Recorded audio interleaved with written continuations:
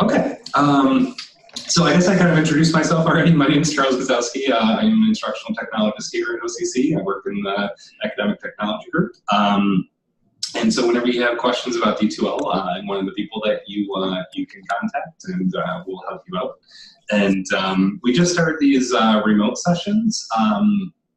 And we're going to be doing a different one each week, and this is actually the first one today. And so we are doing D2L Basics. The things I'm going to cover today is how to request a course site, which browsers are the best, how to navigate D2L in general, how to add a course site banner and change your image in a course site banner, how to add announcements, create modules, add content to your modules, and then the last thing I'll show you how to do is how to impersonate a student. And then if you have any questions at the end, you'd be more than happy to open that up. And if you can also share your screen at the end if you have if you want me to look at anything, or if you have any questions in particular, I can help you do that. Does that work? Sounds good. Okay. So if I have questions later, I can just email you? Yeah, absolutely. Yep. Sounds good. Yep. All right. So let me open up. So like I said, the first thing I'm going to show you how to do, and maybe you already know how to do this, but is to request a course site. And so you just go to opencc.edu, and then we're from here. You're just going to My OCC, and then you log in. And once you log in, you go to Faculty, and then Create D2L Course Site. Once you click this, it will show you the sections that you are teaching. You can choose which semester. I'm not teaching any, so none are going to show up for me. But it's a single section at a time, so if you have 5 classes or 2 classes, then you have to request a course site for each class that you're teaching. But right now, I'm going to send you a document of some of the reference material that you can use. Let me bring that up. And if you look in chat, I'm going to send. All right, let me see for a second here.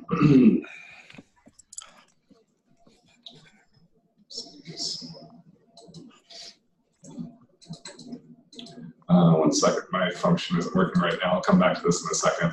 I'm going to send you a link in a little bit here of how you can request a development site.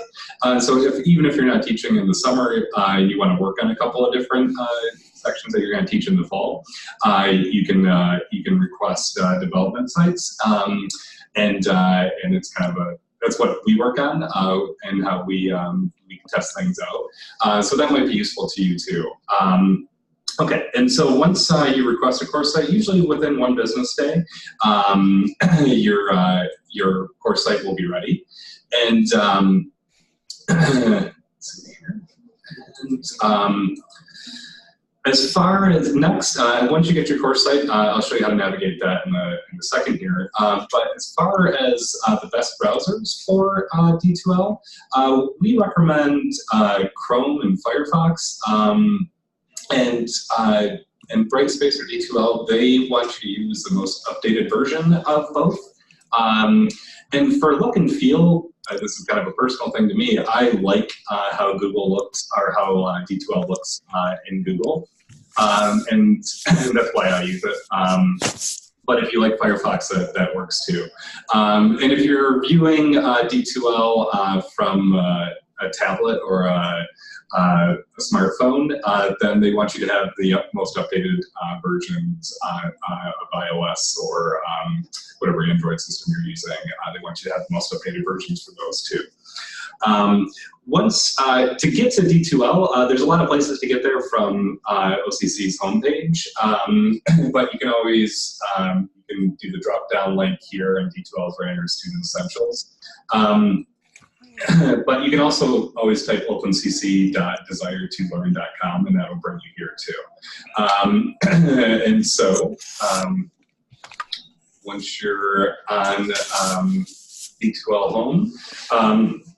Is this how, out of curiosity, is this how you found out about this, this workshop, Patricia? Yeah? Yes. Okay. Yes. So this is the My D2L Home, and in here there's a lot of links actually to to our department right under the faculty support, and all of our knowledge base articles are in here, and. There's all the knowledge base articles for D2L are located with this link.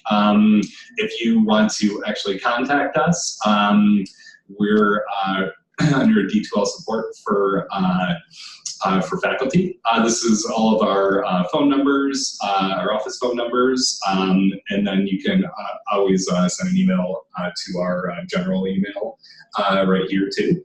And at the end of this this workshop, I'll send you my email. Thank you. And that way you can contact me too. Okay, and so this is the My D2L Home. When you want to actually access a course site, you just hit touch the grid up here, and that'll bring you to all of your courses that are available to you right now. I'm going to go into my development shell here, and this is what it looks like. And so this is your course home when you're on this page here, and and so one of the first things I want to show you how to do, and this is a pretty new feature for OCC, is this course site banner. Patricia, did you have this? Was this on your course site when you taught last semester? Yeah. Okay. And so I'm just going to show you how you can change the image and how you can change some of the message on here. And if it's not there for whatever reason, if you go into the bottom right-hand corner, you can, instead of remove the banner, it'll add the banner if it's not there, and then it'll pop up right here. If you want to change the image, all you have to do is click the ellipses in the top right-hand corner of the image and click Change Image. And you can upload your own image. We have some parameters of what to use, what size image to use, but there are thousands of images in here. I taught English, so I'm a fan of books, and so I always like to have books as my banner. And then it cuts it to size, and then you can also customize the banner text. You can just use the course name. We'll put that in there automatically, but I taught different days and lots of different campuses, and so I always I would want to personalize it. English 15, 10, Wednesday 6 to 9, something like that.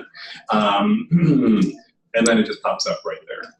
It's kind of a new tool that that I like. I think it makes it look pretty sharp.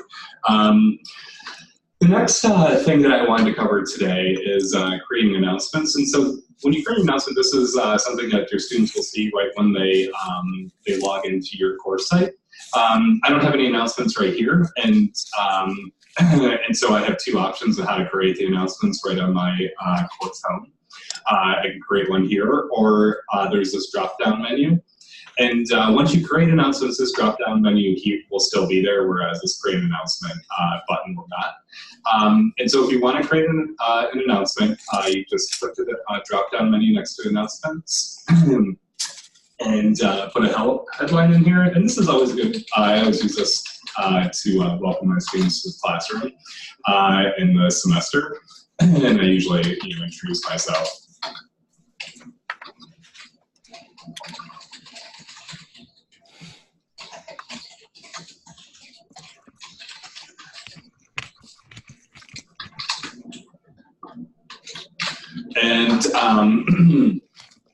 And then you can add whatever you want. We do recommend that you have a start date for it, and by default, when you're creating one, it'll post it right now. But you can always post it for the first day of the semester, or when you start adding more, you can do weekly announcements where they one gets removed at the end of the week, and the next one starts the next week. That's all kind of up to you. But once you you kind of add attachments, put release conditions on it too. If that's something that interests you. But once you create your announcement, you just click publish, and then once you go back to course home, that announcement will be there. Okay, and so the next thing that I wanted to cover is how to create a module. And there are, this navigation bar up here is kind of an instructor's best friend because it's pretty straightforward what each thing does. There's course admin is like a second way to get to everything up here. And it's a little more granular than the other options in the navigation bar. But if you want to create content, the fastest way to edit is just to go right to the content button up here. And so I'm going to show you how to create a module and then add some content to a module.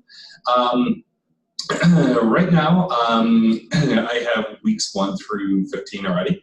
What I'm going to do is I'm just going to delete this one so I can show you what that looks like.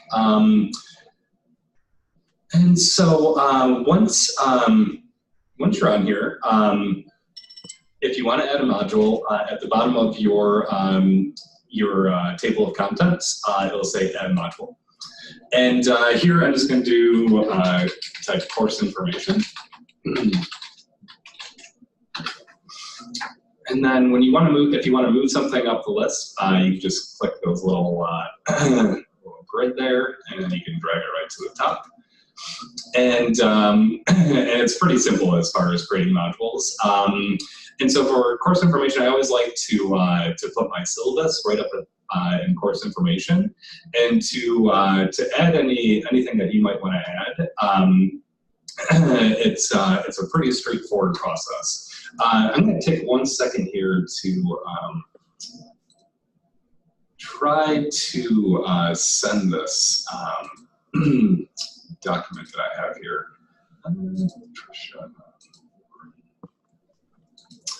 It's not letting me. It must be a webinar thing that I can't send messages or send an attachment here. So if you had, so let's say you're going into your course information, and you already have your syllabus, and that's what you want to put in there.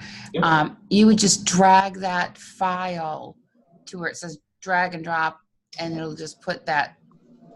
It'll create it there, or you can upload and create. Exactly, and so you can upload files, and then you just have to navigate to your that place on your computer, and so if you did have your syllabus, then I'll just show you. I have one saved on here,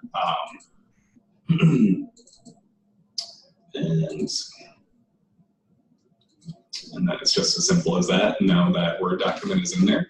And you can do the same thing with PowerPoints too. You can, exactly as you said, you can drag it, or you can upload it that way. Does that answer that question? Yes. Yes. Okay. And I was going to send you this template because this is, and I will at the end of the workshop here, because this is our ADA compliant template, and as it's fashioned, all you have to do is kind of add your information to it, and then it'll be ADA compliant in the end. And so it just has spaces to enter your name, your email, your course information, prerequisites, course outcomes, and things like that. And then it'll be accessible to a screen reader or anything else like that too. So it's kind of a little handy thing that we have for you guys. And also in here is the option to, I'm going to just go over this for a second, is that you can create a file. And this creates an HTML file. And then this is a way that you can link to other parts of your course. So when you start adding assignments and assignment folders, you can link to them in this HTML file. And so I'm just going to do an example here.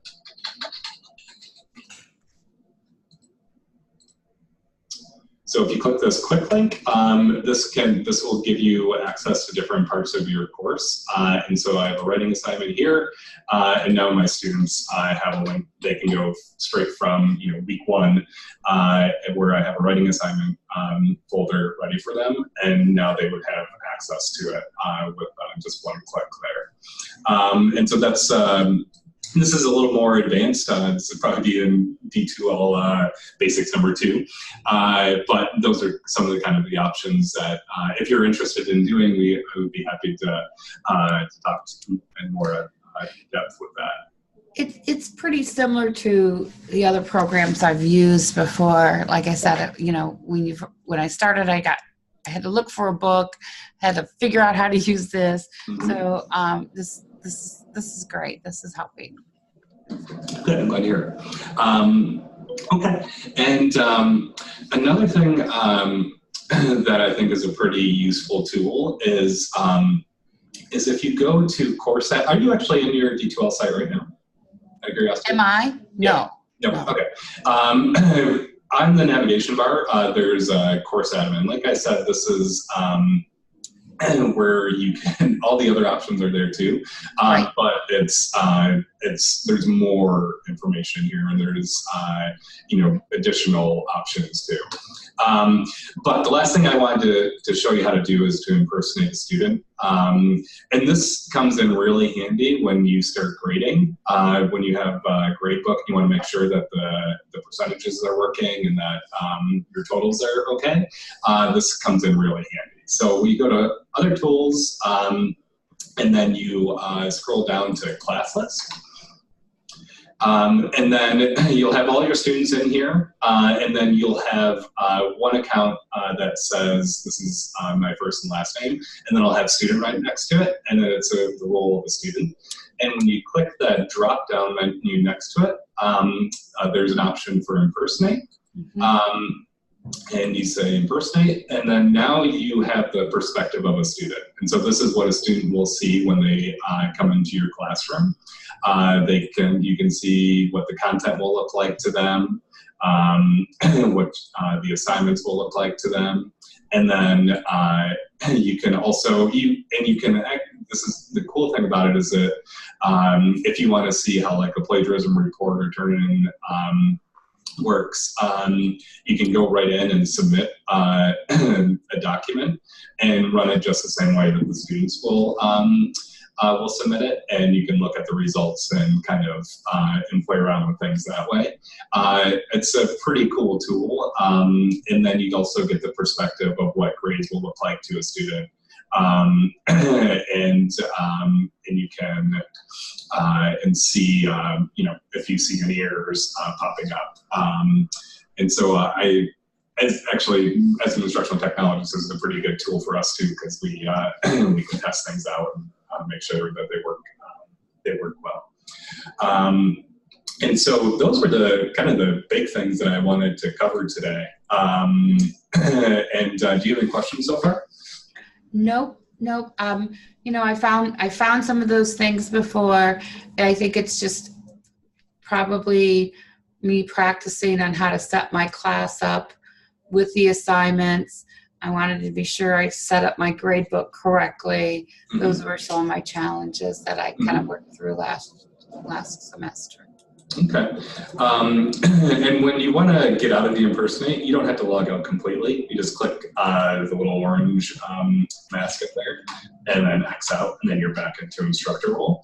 Let's see. And so, stop that for a second. Okay. Well, I mean, we do have more time here. I would be happy to go over anything with you right now if you want. You know what? Can we just go across the top? Am I the only one on here? Yes. Oh, so I have a one-on-one training. Yes, you do. Scott actually works in my department. He was he started recently, and he was kind of tagging along just to see some of the other features that we have available here, but I'm more than happy to go through anything with you. So let me ask you this. When you're setting up the grade, let's go to grades. Sure. And when you're setting that up, I guess my problem was I had a hard time fixing things that I didn't want in there a certain way. What's the, I think I used the setup wizard, but I just wasn't understanding everything. So, like if you're setting up grades and let's say you have homework assignments and there's 200 points for homework assignments, but that's only a quarter of the grade, a quarter, 25%.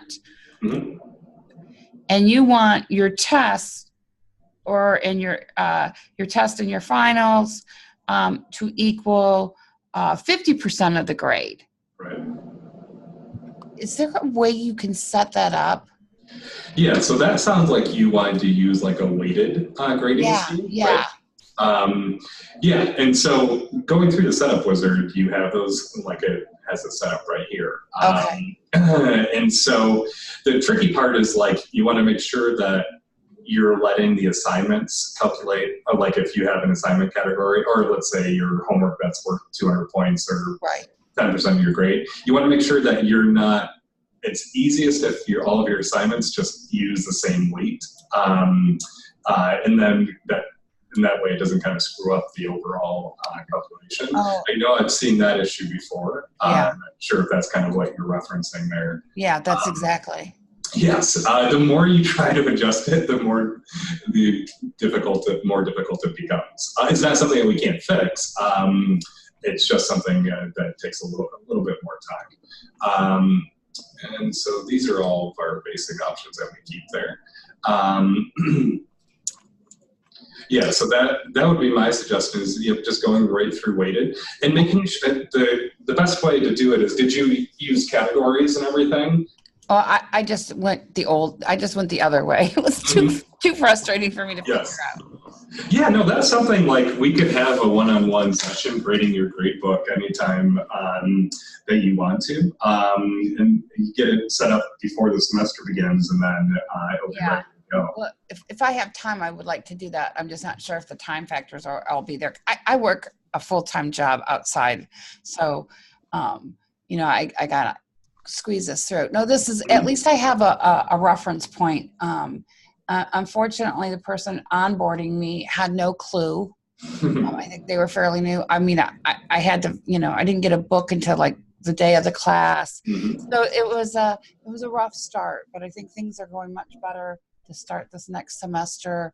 And certainly, I mean, I was like, is there somebody I can call? And she didn't even have that until like, she did mention to me, I think there's going to be some webinars, before the next semester starts. I'm like, oh, good. So can you go to the quizzes and just kind of go through that pretty quickly? Oh, you know what? Can you go back? I'm sorry, go back to grades. Sure. What does it mean when it says schemes?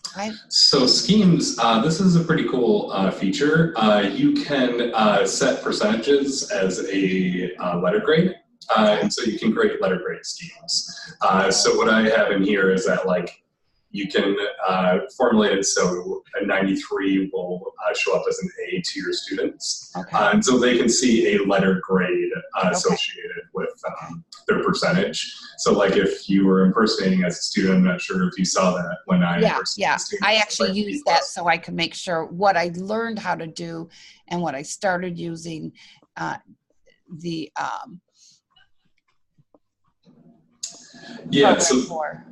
was able to, Yeah, no, I think that's a pretty cool feature, and it kind of helps out. I think students like to see a letter grade sometimes instead of just that percentage.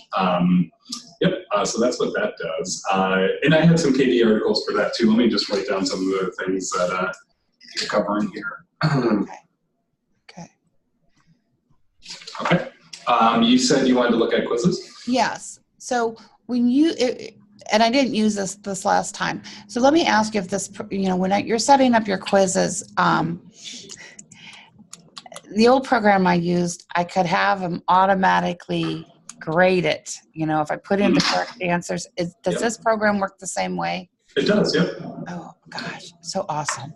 Yeah. Yeah. So if you're like multiple choice style quizzes and stuff like that. Well, yeah, because if it was listing, or I guess listing, you could even put the answers in there. But if it's a short answer or something like that, I know you have to go in and grade it on your own. Grade those questions on your own. But yeah. So if you look, I'll just show you some of these questions that I have.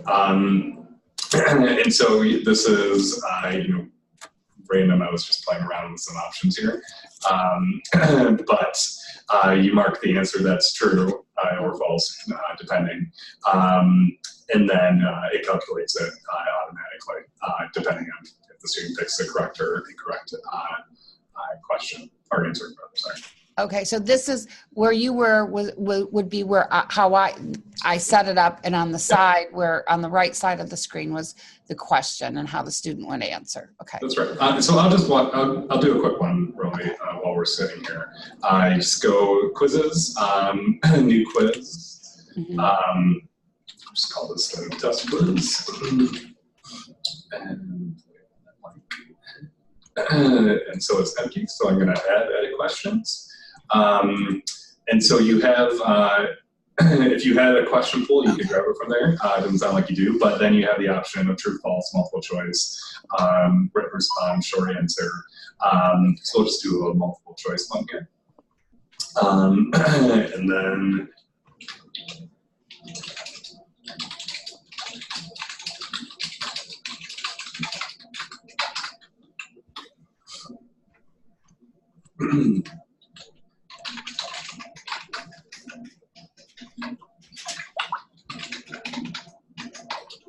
and you can add, 5, 6, 7, however many options you want. And then whichever one is the correct answer, you just click it right next. Okay. You just check it once. And then there are a lot of other options in here. You can randomize the answers, so these come up in different orders for your students. Right. And you can also add feedback. If they select the wrong answer, you can explain what the right answer is and why it's that answer. Which is kind of a nice feature there too. And then you can give weight to different questions as you do it. And then once you're happy with all the options that you have set, you just click save. Okay. Yeah, and I use something for work. I use because I write employment tests and seminar tests, and I use Classmaker. Mm-hmm. And it's kind of set up the same way. So, okay, that makes sense. My students that were in this last class a lot of them are going to be in my summer semester, and they asked if I would put the test on the internet. So I thought, okay, let me see, and certainly gives me an incentive if I don't have to sit there and grade them. Yes, no, I 100% agree with that. Yes, I always take that road if I can. Let's see. Yeah, so quizzes, it's pretty straightforward as far as creating them. Then once you have them, this is you probably know this, but if you're teaching the same 1 or 2 classes, you can always export that classroom to your next semester. Your next semester's course site. I'm not sure if you've done that yet. I haven't, but I'm thinking probably in the fall they're going to ask me to teach again the class I taught last semester. So at that point, I'll probably want to, whatever I created for that class, what little I created, it would be great to export it into my new class, right, and then build from that. Yeah, and so I'll show you how to do it really quickly, but I'll also send you, I wrote it down here to send you our KB article on how to do that. You still have to request the course site, but you just go to course admin up here, And then there's an import-export copy components option. And if this was your, this is what you're looking for, then you just search for that previous semester. And then you grab it, you type it in here, and then you find it. And then it's really the import process takes, or the copy process takes maybe, I don't know, a minute. And then it's done. And that's a pretty nice feature, especially once you start teaching a few courses.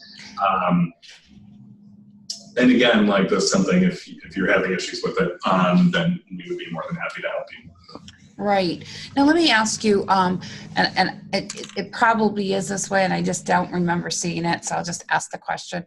Like if I'm working on my class and I'm setting it up, and I'm not completely done, let's say I take a couple days to work on it, it won't publish until I hit something that says publish, so that students aren't seeing half done work. Right.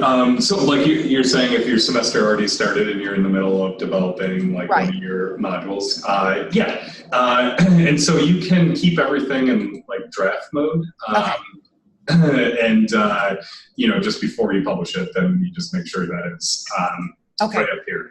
It's in the top right corner. You can make, you know, week 3 just as a draft, or these things in here as drafted. And so you can do it that way too.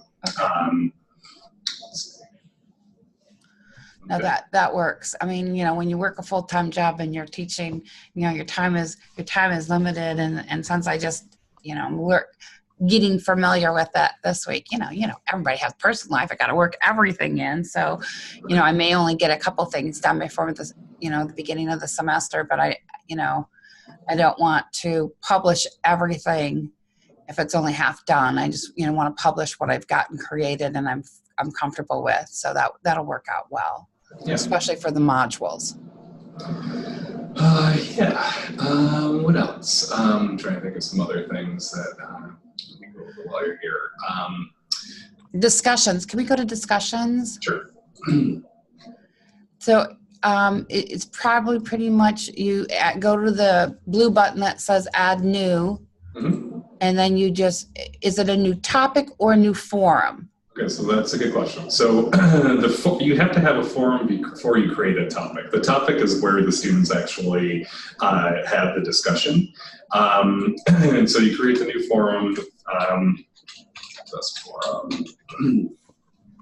and just create this really quickly. And then once you have that test forum, then you add a topic. Okay. And then, so this could be week 1 discussion. And then in the description is where you have the prompt, and then you can change any settings that you want in here. And it gives you the option that they have to respond to, like the way I used to work my, especially when it was an all online course, is that you had to respond to the topic and write. Let's say I required it to be a paragraph and you're to answer, you know, start the discussion before you can reply to other people's discussion. Because it's really, when you're doing a discussion, my way of thinking is, you know, and I don't accept like, oh, I agree with you. That's not participating in a discussion. Right. So either in the I guess I need to back up. Is that part of what's in the forum tells them what they need to do, or is that up in the restrictions? So what I would do, like, if you want, I would just write that as part of your description. I would say before you respond to another student, you know, tell them what you want them to do in here. Okay. And then there is that option, users must start a thread before they can read and reply to other threads. You can set that right here. So they wouldn't be able to do it until you did that. Okay. Restrictions, let me just save this for a second. This is, these are like release conditions and stuff like that. And you know, you can add rubrics and grade items for assessment. And so a lot of your options specific to the what you want your students to do will be found right in here. So let's go back to the assessment. So if I was going to say, okay, week one discussion questions, if you respond, and your first response meets the criteria, and then you have 3 postings to other students' questions, then is that where you put that assessment in and that it grades it, or is that something I go in and grade manually? You would have to, I mean, you would be able to see if they did post it, if you created a grade item for it. Okay. You would be able to see how many posts that they had. You wouldn't actually have to look at exactly what they wrote, but you could see that they had 1 thread, 3 replies, and it would put it in numerical order like that. Or you have the option of looking at all of the content that they created. Okay. And then you can grade it that way. Okay. All right. I think, if I start with the basics, and then I can always build from there as I use it more. Yeah.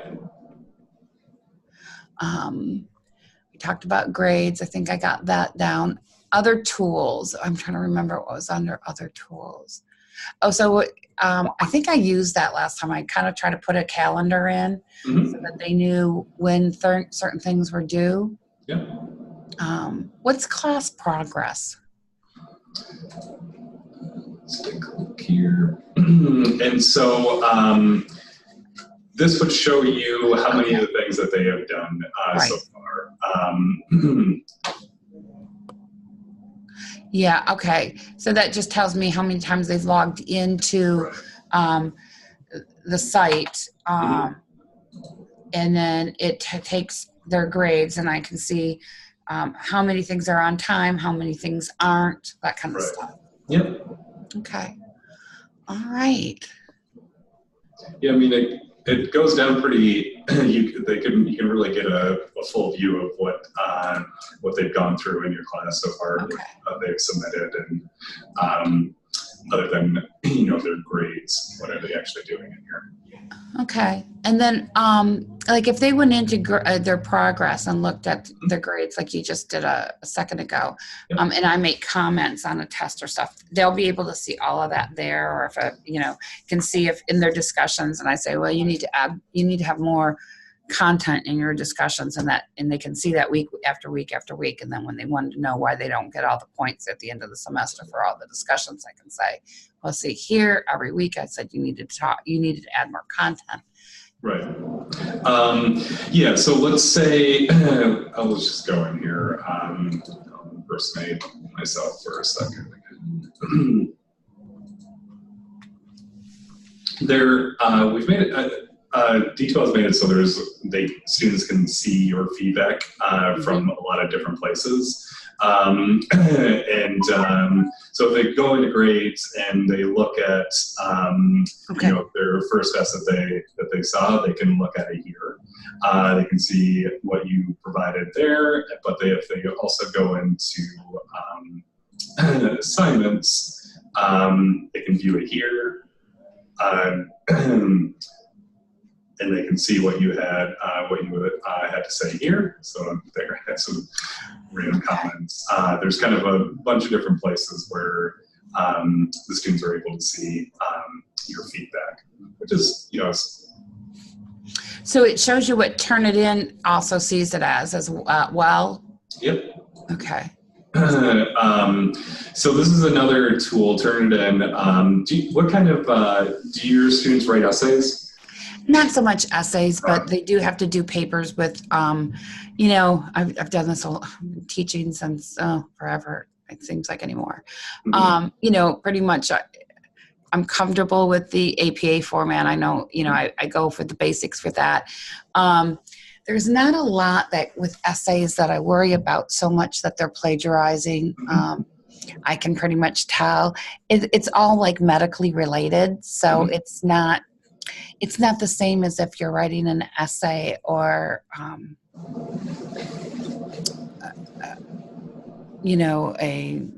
a paper that's, 15 pages long. Most of they're doing is 2 to 3 pages. So I can pretty much figure out if it's all plagiar, if they just, plagiarized. I look to make sure that their references that they listed are cited in the paper.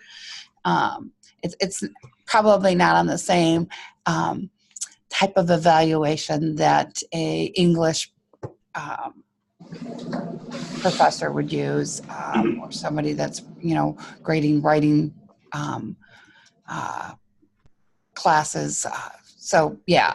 Do you give them feedback right on the essays when they submit them? Yeah, I usually, I'll, certainly if there's a lot of spelling errors or grammar errors, certainly I can tell when they don't proofread the papers, and I will comment, you might want to turn it in before you turn it in, Yeah, because there's a couple of new features in Turnitin that will actually scan their documents for grammatical errors. Okay. Are you familiar with that tool at all? It's No. It's almost just released it recently. Let me see here. Get out of this too. Are you interested in seeing how? Yeah, I would like to. Yes. Okay. So I'm going to go into one of my assignments that doesn't have it. Go to edit assignment. And then when you create an assignment, there's going to be this Turnitin tab up here. And like you said, you can use it for originality check, making sure they're not plagiarizing, but you're not really worried about that. But this enable grade mark, this opens up the Turnitin Feedback Studio, so you can write on the essays and give the students feedback that way. And you can enable grading in there too, that you can connect to grade items. But either way, you have to enable this first one before you can turn it on the grammar checking. Okay. And then after you enable grade mark, you go to more options and turn it in. And then it's a couple of buttons here to get through, but you go to optional settings. And then there's this enable grammar checking using ETS E-Rater technology. And then you can set what level you want it at. And then once you submit it, now whenever students go submit their essays in here, it'll scan it for grammar, and I'll show you what that looks like. Obviously I always look at it to make sure it's what I agree with, but I have a couple of submissions in here to show you what it looks like. So do you ask your students, is that part of the requirement, is to make sure they go through the spelling and grammar check before submitting it in for a grade?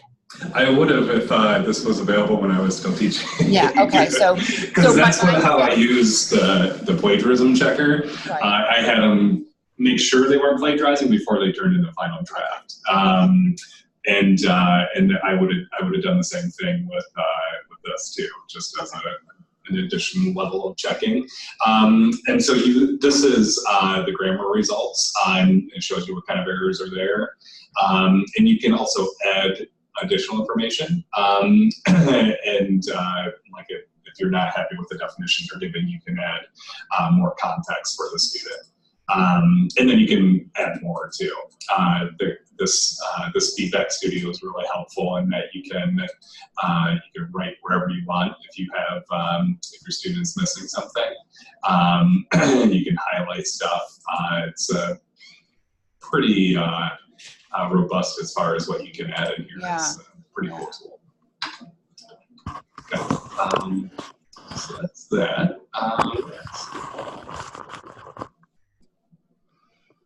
Well, I think my mind has absorbed what it can. That was a lot. It was. But I do appreciate now that I have a contact person that, if I have questions, I can at least shoot you an email. Mm-hmm. And I can give you permission to go in, like, let's say I wanted you to check to see if I did something right. You're able to go in there and say, oh yeah, I looked at that, that's fine. Or no, maybe you might want to do this. So you could, you would be able to see it if I sent you an email and said, hey, can you check this? Did I do that right? Yeah, you just have to send me your site information, and then I can get it. I can get right in there. And we can always do like these quick Zoom sessions too, where I can, you can show me your screen. Because that's kind of cool thing about Zoom is that you have the option of sharing your screen too. Right. So if you're looking at a specific problem, I can look at it with you, and then you can, Okay. kind of cover it that way too. Okay. Sounds good. Sounds good. I appreciate your time today. Yeah, thank you. Thank you. Well, this is pretty special. I had a one-on-one. Yeah, you look good. All right. Well, you have a good day. Thanks, you too, Patricia. Thank you. Bye-bye. Bye.